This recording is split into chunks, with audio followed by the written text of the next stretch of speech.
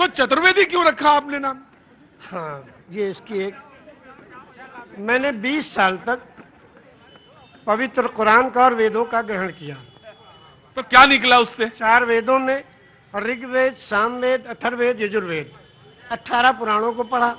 श्री विष्णु पुराण, शिव पुराण, पद्म पुराण, स्कंद पुराण, गरुड़ पुराण, वायु पुराण, सूर्य पुराण, अग्नि पुराण, ब्रह्म वैवर्त पुराण, लिंग पुराण, वामन पुराण, उत्तरभूषण पुराण, काकभूषुंड पुराण, हरिवंश पुराण, देवी भगवत पुराण, भाष पुराण, भविष्य पुराण, मत्स्य पुराण, कल की पुराण। मैंने कहा कल की पुराण जो है वो सबसे आखिरी पुराण है। भविष्य पुराण नहीं, कल की पुराण। कल के पुराण। अच्छा, जी, ठीक। जो कल की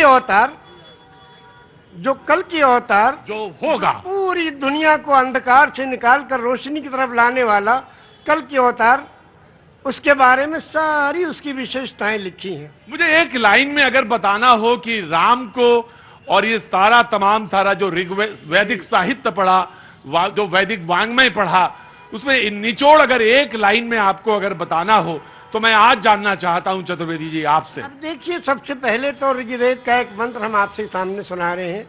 और ऋग्वेद का 3रा मंत्र है, एकम ब्रह्म द्वितीयो नास्ते ने नास्ते किंचन। ब्रह्म एक ही है, पूरे ब्रह्मांड का मालिक एक है, दूसरा कोई नहीं, नहीं था, नहीं है, नहीं होगा, किंचन, किंचा भर भी नहीं। और दूसरा मंत्र है उसका, एकम एवं अद्वितीयम, वो प्रभु अकेला है, दूसरा कोई नहीं। और यही पवित्र कुरान भी कहता है, ला इलाहा इल्लल्लाह मुहम्मदुर रसूलुल्लाह। मुहम्मदुर रसूलुल्लाह। हाय, लाइए और अपना सर रख दीजिए यहीं लाके। ये है, और कहां से कहां निकल गया कारवां। रुको रुको, क्या नाम है साहब आपका? पंडित विजय चंचल, मैं नोएडा से हूँ, समाज सेवी हूँ। क्या करते हैं? क्या करना है यहाँ? कैसे मैंने नई आजादी का आंदोलन छेड़ा है। काहे का आंदोलन है? स्वतंत्रता संग्राम। कौन सा? वर्तमान परिस्थिति और जो वातावरण भारत का हो रहा है, जो भारत बेड़ी बंधनों में है, अशिक्षा की, बेरोजगारी की, और तो करना क्या है आपको? मैं नई आजादी का बिगुल बजा दिया। 10 दिन से लखनऊ में पड़ा है मेरा। क्या? मैं हल्के से निकल चुका हूँ, अकेला चलो रे। और अब देखता हूँ कितना कारवा आप जोड़ेंगे मेरा। मेरी भारत का, मेरी माता का, भारत माता का दर्द है मेरे हृदय में। ठीक है, मैं आ रहा हूं, पहले आ रहा हूं। लोग कहते हैं अक्सर मेरे बारे में कि कहीं से बात कहीं का जोड़ देते हैं जाके। नहीं, आप बैठिए, आप बैठिए। अच्छा लगता है, दानिश्वर बैठा ही होता तो अच्छा लगता है। सब बैठ जाएंगे तो बैठ ही जाएंगे, अभी तो खड़े होने का समय। क्या बात है हुजूर, अभी तो खड़े होने का समय है। अब एक चीज मैं सिर्फ निवेदन करना चाहता हूं कि पवित्र कुरान में जो सबसे पहला चैप्टर है सूरह फातिहा जी, वेदों में भी इसी का बिल्कुल बराबर पैरेलल में 7 श्लोक है, मैं उसको सुनाना चाहता हूं। बिल्कुल, मैं सुनना भी चाहूंगा आपसे। हमारा आपसे वादा है कि मैं उनको सुनूंगा। ऋग्वेद की जो बात आपने जो कहा, जहां से शुरा शुरू होता, मैंने वो भी बोला। बिल्कुल, मुझे लगा कि वास्तव में ये बात सच है कि जाफरान के लिए आपको कश्मीर जाने की जरूरत नहीं, तशरीफ रखिए। लेकिन मैं आपसे, कांग्रेस से जानना चाहता हूं, मैं डिबेट पे लौटता हूं। राहुल गांधी ने कहा कि ये प्रोग्राम जो है आरएसएस और बीजेपी का है, उनकी यात्रा, न्याय यात्रा शुरू है। एक यात्रा चल रही है मणिपुर से कांग्रेस की। मंगल हो, सुमंगल हो यात्रा का, खूब आनंद हो उस यात्रा में। और यही हमारी रीत और रिवाज रहा है, जब कोई यात्रा करे तो उसको बहुत सारी मंगल कामनाएं देनी चाहिए। लेकिन मैं आपसे एक सवाल पूछना चाहता हूं, इसमें कहां, कौन सी ऐसी बू आपको लग गई जो आपको आरएसएस और बीजेपी की ये प्रोग्राम लगने लगा? मैं ये जानना चाहता हूं।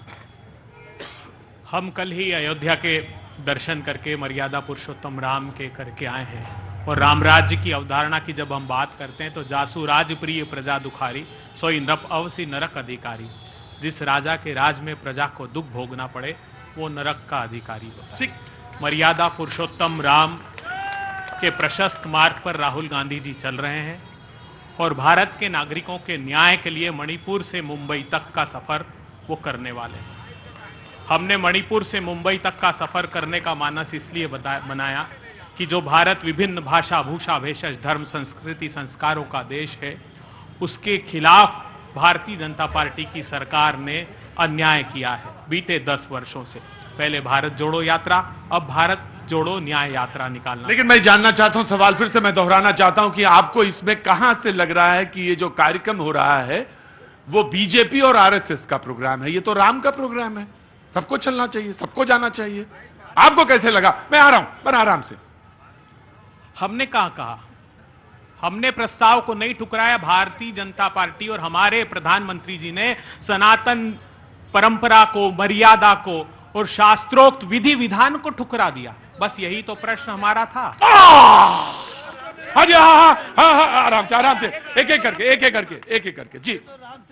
ये तो राम सेतु को भी नहीं मानते और चुनावी हिंदू बनते और मंदिर मंदिर माला पहन के घूमने लगते हैं। ये कैसे बताएंगे?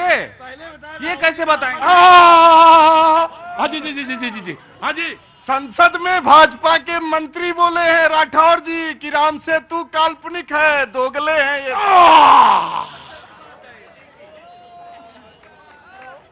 यहां प्रोग्राम करने आए थे, राममय होने आए थे, गजब के ये एंकर हैं, यहां पे आके दूसरा खेल करने लगे आके। नहीं, बिल्कुल नहीं।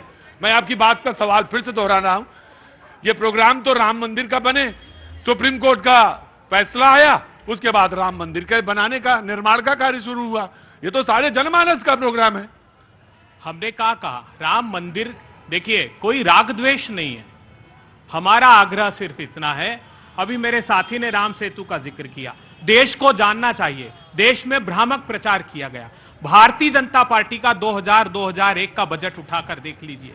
सबसे पहले राम सेतु को तोड़ने का प्रस्ताव उसमें किया यशवंत सिन्हा जी ने। अटल बिहारी वाजपेयी तमिलनाडु गए 1998 में और उन्होंने कहा अन्ना दुराई का स्वप्न साकार करने आया हूं। राम सेतु का मुकदमा सुप्रीम कोर्ट में लगा क्यों? बताइए ना।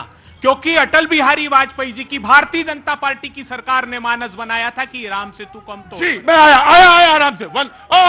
ऐसे नहीं। हाँ, ये तुम्हारा नाम क्या है? चंद्रमोहन। मैं तो प्रिंसिपल कौन, इनसे पूछिए वो कौन है। देश के बहुत बड़े वकील और कांग्रेस के नेता भी हैं, इनके मंत्री भी रहे हैं। उन्होंने क्या कोर्ट में राम जी के खिलाफ में कौन लड़ रहा था? उन्होंने कहा कि राम जी का मंदिर नहीं बनना चाहिए। उन्होंने क्यों कहा था? उन्होंने क्यों चुनाव लड़ा? अरे भाई देखिए, वो वकील भी तो है ना, तो वकालत भी तो। राजीव धवन कौन है? राजीव धवन भी कांग्रेस के नेता। सारे कांग्रेसियों ने, इन्होंने राम का सबूत मांगा। इन्होंने, और ये जो बगल में बैठे हैं ये सपा वाले, इन्होंने तो उस पे राम जी पे हमला करने वाले। अब ये बोल रहे हैं कि सिब्बल साहब कौन है, बताइए। मुझे एक शेर याद आ गया, कहिए तो मैं सुना दूं। चोरी न करें, झूठ ना बोलें तो क्या करें? चोरी न करें, झूठ ना बोले तो क्या करें? चूल्हे पे क्या उसूलों को पकाएंगे शाम को। अदम जी, हाँ जी। ये सवाल प्रधानमंत्री से होना चाहिए। जो आप बहुत बोल रहे हैं ये